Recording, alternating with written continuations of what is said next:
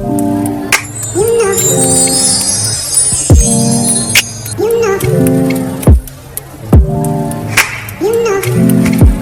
guys, welcome back to my channel. Di video gue kali ini, gue itu bareng lagi sama Jason, cowok gue. Nah, gue mau ngebahas apa? Gue mau ngebahas soal investasi buat pemula. Karena berhubung banyak teman-teman yang nanyain nih ya. Nah, narasumber gue kali ini tuh Jason. Mau dibilang pakar, udah pakar belum yang pakar belum investasi? lah, masih belajar. Masih belajar.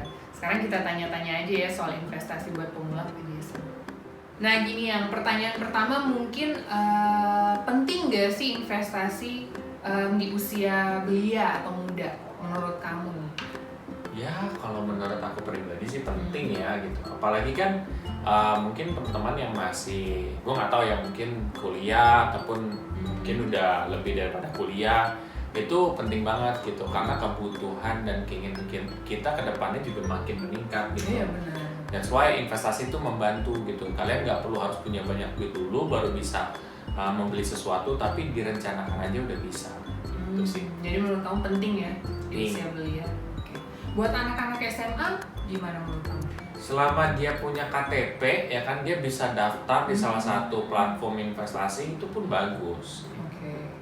Nah pertanyaan berikutnya, ada berapa jenis investasi sih yang kamu tahu? Investasi sebenarnya ada berbagai macam ya. Ada yang memang expert banget, kayak misalkan saham, ya kan, cryptocurrency juga termasuk gue bilang expert ya, sobat semua. Cie. Ya, tapi di satu sisi kayak misalkan ada juga investasi yang mudah yang misalkan contoh reksadana, terus peer-to-peer lending, itu kan juga investasi yang tergolong mudah gitu kan. Itu sih paling jenis-jenis investasi. Ada juga saham gitu ya? Iya saham. Kalau saham memang harus agak, menurut gua itu harus agak mengetahui lebih gitu loh. Jadi lo nggak bisa yang terlalu basic banget ya. Sebagian orang ada yang berpendapat nggak apa-apa, tapi gua berpendapat berbeda. Oke, lanjut langsung ke pertanyaan berikutnya. Mungkin investasi yang cocok untuk para pemula gimana? Yang mana? Nah kalau menurut untuk kamu ya? Ya benar. Kalau menurut aku pribadi, yang cocok buat pemula itu lebih ke reksadana dan peer-to-peer lending ya. Oke, kenapa? Kenapa? Karena gini loh, reksadana itu basically lu mempercayakan uang lo sama orang yang emang ahlinya untuk disebar. Jadi basically lo ngasih tahu nih, kayak misalkan nih, Olive ini dia orang expert nih. Gue naruh uang gue ke Olive ya. Nanti Olive bakal nyebar uang gue ke beberapa aset. Nah, Olive di sini seperti manajer investasi. Nah, itu kalau reksadana kayak gitu. Basically kalian tuh membeli produk, yang produk ini tuh udah ada paket investasinya gitu. Jadi kita udah tahu beres gitu. Makanya itu sangat simpel buat orang-orang yang pemula, karena basically dana kalian dikelola sama orang yang udah profesional. Itu reksadana. Reksadana. Kalau peer-to-peer lending sebenarnya aplikasi yang sangat simpel juga sih ya. Maksudnya kayak dia ya kita invest tanpa kita harus yang tahu detail kayak saham gitu loh. Kalau saham tuh lebih kayak technical, fundamental, itu tuh akan lebih baik dikuasai. Jadi kalau menurut gue pribadi itu tuh fundamental aja itu nggak bisa gitu. Harus technical juga harus ada. Karena biar nggak kejadian kayak saham yang lagi heboh ini gitu kan. Nah makanya tuh lebih harus dipelajarin gitu loh supaya kalian berhasil. Tapi kalau peer to peer gitu kan itu cukup simpel gitu loh. Kalian invest ya udah, duitnya kan returnnya juga bisa dikatakan mau dibilang guarantee enggak juga sih ya. Tapi at least ya kemungkinannya tuh besar gitu loh untuk kesana gitu. Walaupun memang ada resiko default ya gitu ya. Jadi kalau di platform gue waktu itu ada beberapa produk yang memang dikasih asuransinya. Jadi dianjurkan untuk membeli produk atau kita investnya di produk yang ada asuransinya biar ya safety. Tapi bukan berarti menjamin 100%. Iya, nggak menjamin 100% yang namanya investasi kan ada resiko ya. Betul. Nah itu penting tuh. Itu penting. Dan bukan kembali uang kita tuh nggak dalam jangka waktu yang cepat. Itu salah satu resiko yang harus kita tahu. Kalau di peer-to-peer lending ya yang ada asuransinya ya ada syarat dan ketentuannya lah gitu. Itu pengalaman gue pribadi ya. Betul. Jadi gue setuju banget sama Olive gitu, karena memang dia kalau untuk peer to peer dia kan memang pernah kerja di bidang peer to peer lending, jadi dia lebih tahu dibandingkan gue, dan gue pun sendiri udah punya experience untuk peer to peer lending, jadi kayak oh ngerti, dan ini cukup mudah gitu loh ya. Kalau misalkan saham tuh agak ribet, apalagi salah satu platform saham juga yang ribet banget pendaftarannya, sampai berapa puluh lembar lo mesti iniin gitu. Jadi ya, dan ya risknya lebih gede gitu loh, jauh lebih gede gitu. Kalau kalian nggak tahu-tahu banget, akhirnya jeblok gitu loh. Dan kita belum siap gitu loh untuk terima resikonya. Iya, kita mau terima untung tapi kita nggak siap dengan resiko, itu kan gawat kan. Nah itu dia. Jadi basically untuk pemula ya harus tahu dulu resiko untuk berinvestasi itu apa aja resikonya. Apakah kalian mentalnya udah siap atau belum? Dulu gue waktu gue umur berapa tuh gue mulai berinvestasi, walaupun di platform yang salah, gue kan nggak tahu resikonya apa. Akhirnya mental gue kena karena gue nggak siap gitu. Jadi siapin mental, tahu dulu resikonya apa, platformnya baik atau enggak, ya terpercaya atau enggak ya kan. Betul banget tuh. Ya terpercaya itu penting sih gitu. Jadi mau seberapa bagus pun return yang dijanjikan, kalau emang dia nggak terpercaya, mending jangan gitu. Iya, jangan tergoda dengan return yang gede. Ya. Jangan terlalu tergoda. Dan diusahain sih research dulu ya, jangan sampai kayak ternyata ada financial advisor yang ngelola dana dan akhirnya kalian hilang duit itu. Jadi hati-hati. Jadi namanya advisor, penasihat, jadi bukan yang kayak dia bakal ngelola keuangan. Akhirnya kan ketika terjadi sesuatu, uang kalian kemungkinan bisa terbang gitu loh, dan susah gitu loh untuk diniin. Sama OJK juga dibantu agak sulit gitu sih. Bedain financial advisor sama yang pengelola keuangan, itu beda tugasnya.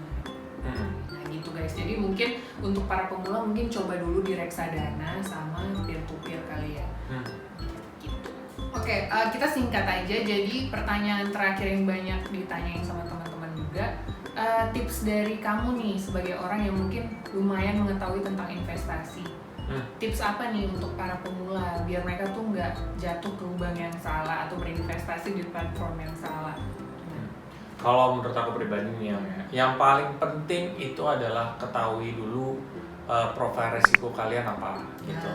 Apakah kalian itu tipikal orang yang konservatif, moderat, ataupun yang risk taker ya, atau yang paling tinggi.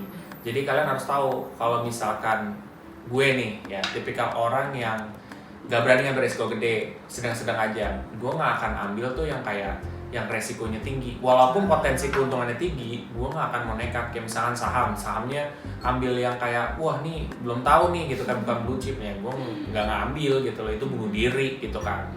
Ya ada orang yang ready, ada yang enggak. Jadi profil resiko itu penting, itu yang pertama ya. Oke, profil resiko. Kedua, tujuannya apa gitu, tujuan investasinya tuh buat apa gitu.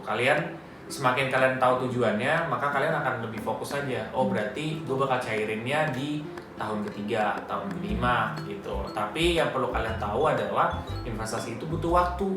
Bukan kayak apa ya? Instan. Iya, kayak kalian jaga lilin, udah tuh. Ini wah langsung duit bejibun, nggak kayak gitu guys. Semua proses. Itu kedua. Yang ketiga adalah pilih platform yang membantu kamu dalam berinvestasi. Nah sebenarnya platform yang bener aja banyak nih, cuman platform yang ngebantu kalian gitu.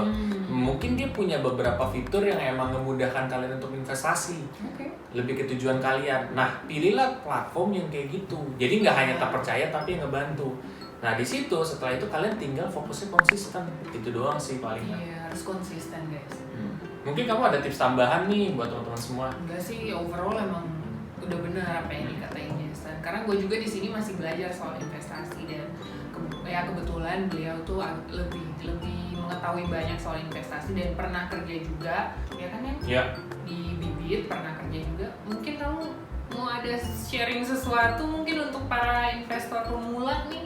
Ya jadi kalau misalkan kalian jadi investor pemula ya kalian pakai platform yang tepat juga. Terserah sih kalian mau platform apa aja, bebas ya gitu kan. Cuman yang mungkin ada platform yang memudahkan kalian untuk reksadana, let's say misalkan Bibit ya kan. Nah itu kalau kalian mau mulai itu bisa juga tuh. Terus kalian kalau misalkan mau masukin kode referral kalian, kode referral Olive ya, itu bisa di link yang ada di bawah. Untungnya apa? Untungnya kalian bisa dapat 25.000 cashback. Jadi ketika awal mulai kalian udah dapat cashback gitu. At least Ya buat tambah-tambahan lah, kalian awal investasi sama ini ya kan dapat cashback juga, ya udah. Jadi kalaupun turun naik, kalian dari cashback ini gitu. Jadi mungkin kalian pantau dulu nih, kalau udah kalian rasa oke, ya udah silakan untuk ini lagi. Tapi kalau kalian rasa nggak cocok nih, ya udah gitu. Sama kayak gue, itu benar. Maksudnya gue alami sendiri, gue kan masih agak trauma nih soal investasi. Jadi waktu pas gue mulai untuk investasi di reksadana, gue mulai dari cashback dulu. Gue manfaatin cashbacknya dan gue lihat flow-nya kayak gimana. Ketika gue udah yakin, baru mungkin abis itu gue tambah. Oke, itu aja buat video gue hari ini. Mungkin agak singkat, tapi kalau kalian udah pernah nonton video-video gue sebelumnya, kita juga udah pernah bahas soal investasi, ya kan? Ya. And don't forget to like, comment, and subscribe, and I'll see you in my next video. Bye! Bye-bye.